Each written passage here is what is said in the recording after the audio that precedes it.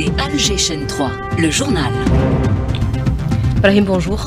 Bonjour Hadjar, bonjour à tous. Le président de la République invité au sommet mondial pour le développement social prévu à Doha. L'invitation lui a été remise hier par l'ambassadeur du Qatar en Algérie. Ouverture des travaux des assemblées annuelles de la Banque islamique de développement au Centre international des conférences. Le Premier ministre Nader Al-Arbaoui a souligné et a appelé le groupe de la banque à mobiliser plus de financement pour la mise en œuvre des projets continentaux. 6 lauréats distingués hier lors d'une cérémonie pour la remise du prix du président de la République pour le chercheur innovant. Les lauréats récompensés pour leurs travaux dans le domaine de la santé. La station de dessalement d'eau de mer de Tiramt sera mise en service à partir de la mi-juin. Le PDG de Sonatrach l'a annoncé hier depuis la wilaya de Béjaïa. La campagne moisson-battage démarre. Le coup d'envoi donné depuis Ouargla et le ministre de l'Agriculture souligne l'importance des centres de proximité de stockage des céréales. Partenariat Union africaine-Union européenne, le ministre des Affaires étrangères participe aujourd'hui à Bruxelles aux travaux de la 3e réunion des ministres des Affaires étrangères. Les deux parties aborderont les moyens d'insuffler davantage de dynamisme à leur coopération. Et puis l'Union européenne va lancer un réexamen de son accord d'association avec l'entité sioniste. Une première réponse face à la poursuite du génocide sioniste à Gaza. Hier, 98 Palestiniens sont tombés en martyrs. Et puis en sport, qualification des handballeuses de l'ESC Tifre au quart de finale de la Coupe d'Algérie. Qualification également chez les messieurs du CR Borj Bouarrij pour les demi-finales. Et à la une de l'actualité, le président de la République a reçu une invitation de l'émir du Qatar. Le chef de l'État Majid Tebboune qui a reçu hier l'ambassadeur de l'État du Qatar en Algérie, Abdelaziz Ben Ali Ahmed Nahama. Al-Nahama lui a remis une invitation de l'émir du Qatar, Cheikh Tamim Ben Hamad Al Thani, pour assister au sommet mondial pour le développement social qui se tiendra à Doha. Chargé par le président de la République, le Premier ministre Nader Al-Arbaoui a présidé hier soir au Centre international des conférences l'ouverture des travaux des assemblées annuelles de la Banque islamique de développement. Et dans son allocution, le Premier ministre a appelé le groupe de la banque à mobiliser plus de financement pour la mise en œuvre des projets continentaux. Le rôle de l'Algérie au sein de la banque est également mis en avant par Nader Al-Arbaoui. Shirin Boukatou. Lors de son discours, le Premier ministre Nader Al-Arbaoui a souligné l'importance de renforcer la coopération à travers une vision commune fondée sur la solidarité et l'intérêt collectif. Il a réaffirmé l'engagement de l'Algérie à soutenir activement les pays membres de la banque dans leurs efforts de développement durable. Une nouvelle fois, le président de la République réaffirme son plein soutien aux efforts du groupe de la Banque islamique de développement en faveur du développement, de la prospérité partagée, du renforcement de la coopération, de l'intégration entre les pays du monde islamique. Notre pays a été parmi les premiers à adopter l'idée de la création de cette banque de développement qui soutient le progrès et contribue grandement à consacrer la volonté de coopération entre les peuples de la nation islamique.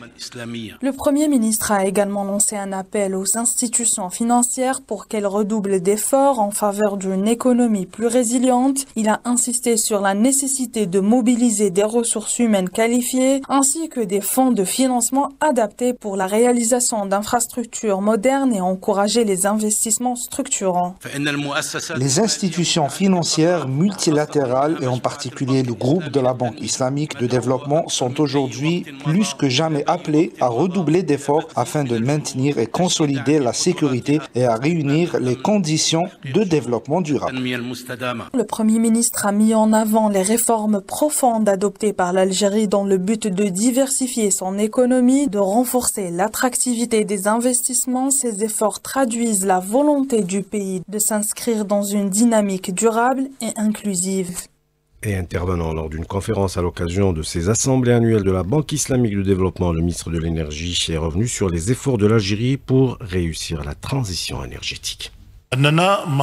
Nous avançons avec la transition énergétique et la préservation de l'environnement dans le cadre d'un partenariat avec plusieurs entreprises disposant de technologies avancées, notamment Sonatrach, Sonelgaz, ainsi que les entreprises affiliées au secteur qui ont mis en place un programme structuré pour réussir cette transition énergétique, maîtriser les émissions et réduire l'empreinte carbone. Les mécanismes que nous avons mis en œuvre sur le terrain pour atteindre ces objectifs reposent sur les start-up en Algérie qui opèrent dans ce domaine. Aujourd'hui, la jeunesse algérienne maîtrise parfaitement la technologie. Et le groupe Sonatrach prend part aux travaux du sommet mondial de l'hydrogène qui se tient dans la ville de Rotterdam. Il s'agit d'un événement international important qui se veut un forum essentiel pour les principaux acteurs du développement de l'hydrogène et constitue l'un des leviers de la transition énergétique mondiale, rassemblant plus de 15 000 professionnels du secteur et près de 500 exposants. Des lauréats distingués lors de la cérémonie pour la remise du prix du président de la République. 6 lauréats distingués hier lors d'une cérémonie pour la remise du président de la République pour le chercheur innovant. La cérémonie a été présidée par le Premier ministre en présence des membres du gouvernement. Ce prix est destiné aux enseignants, chercheurs, notamment les hospitalo-universitaires, chercheurs permanents et étudiants universitaires, et dont les travaux se distinguent par leur originalité et leur impact scientifique et économique. Dans la catégorie des chercheurs, Amar Azioun, récompensé pour son projet sur les biopuces à usage médical, et chez les étudiants, Mel Iman Hadj Bouzid s'est distingué avec un projet sur l'intelligence artificielle. On écoute leurs impressions recueillies par Lina Hatouche. Mon projet vise le transfert et le développement de nouvelles technologies basées sur les biotechnologies 4.0, à savoir les puces à cellules, à protéines et ADN. J'ai passé presque un quart de siècle en Europe où j'ai participé à la création de 2 startups leaders au niveau international. Le projet traite de la segmentation automatique de lésions pulmonaires dans 3 types de pathologies, la mucoviscidose, l'asthme et la BPCO. Des algorithmes d'intelligence artificielle qui le font automatiquement. Traditionnellement, ça se fait par une lecture qui peut durer 20 minutes en moyenne. Et avec l'intelligence artificielle, on le fait en 3 minutes. Des propos recueillis par Lina Hadouche. Les débats à l'APN autour du projet de loi sur la mobilisation générale ont pris fin hier. Les interventions des députés ont été suivies par la réponse du ministre de la Justice, Lotfi Boujma, qui a mis en avant l'importance de ce texte pour la sécurité de l'Algérie. On écoute un extrait de son intervention. Lorsque la sécurité du pays est ciblée, l'État est obligé de prendre des mesures légales et constitutionnelles, à commencer par l'état d'urgence, l'état de siège, l'état d'exception pour arriver enfin à la mobilisation générale en fonction du degré de la dangerosité de la menace. Selon la loi, la mobilisation générale peut être définie en termes spatio-temporels.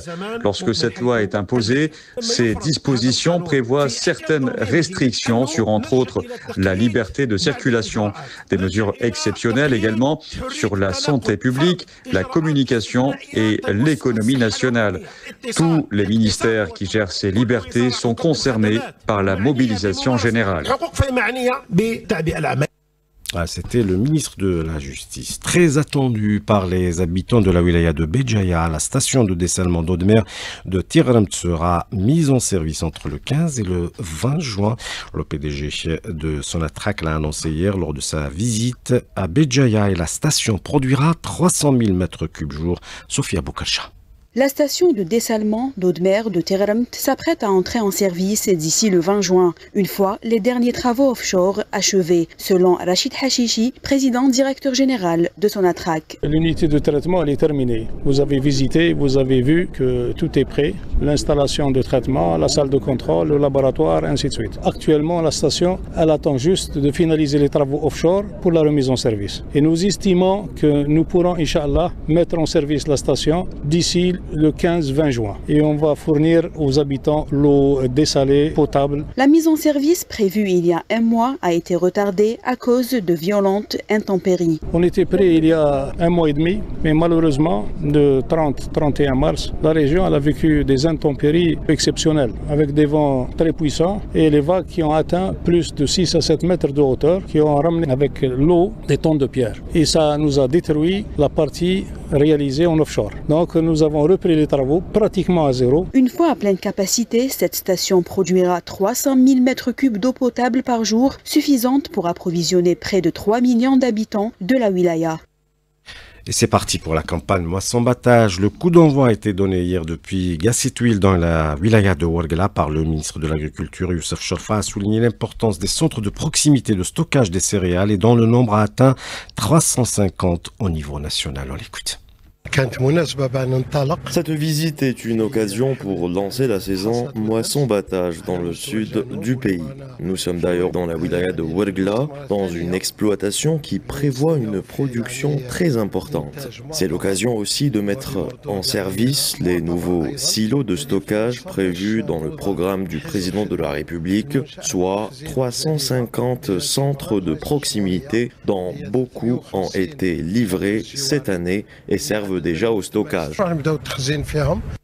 C'était le ministre de l'Agriculture, Youssef Chorfa. Chargé par le président de la République, le ministre des Affaires étrangères, Ahmed Attaf, prend part ce mercredi à Bruxelles aux travaux de la 3e réunion des ministres des Affaires étrangères de l'Union africaine et de l'Union européenne. Les deux parties aborderont notamment les moyens d'insuffler davantage de dynamisme et d'efficacité à leur partenariat, notamment dans la perspective de la préparation du 7e sommet UA-UE qui devrait se tenir à l'avenir dans un pays africain. Et la République arabe sahraoui, membre fondateur de l'Union africaine, participe à cette réunion Union africaine-Union européenne. Le Front Polisario a précisé que la participation du Sahara occidental à cette réunion est une réponse au Maroc qui veut imposer un blackout sur le statut de la RASD.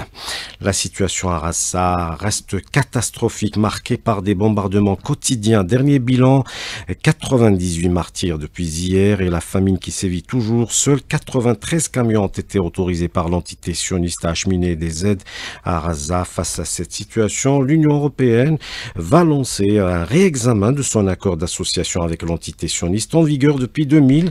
C'est ce qu'a annoncé hier sa chef de la diplomatie Kaja Kallas. Le Royaume-Uni a lui dit suspendre les négociations avec l'entité sioniste sur un accord de libre-échange. Alors peut-on parler de réels moyens de dissuasion? Élément de réponse avec Adam Mokrani, consultant en droit des affaires et en droit économique. Il répond à Alias Terrini.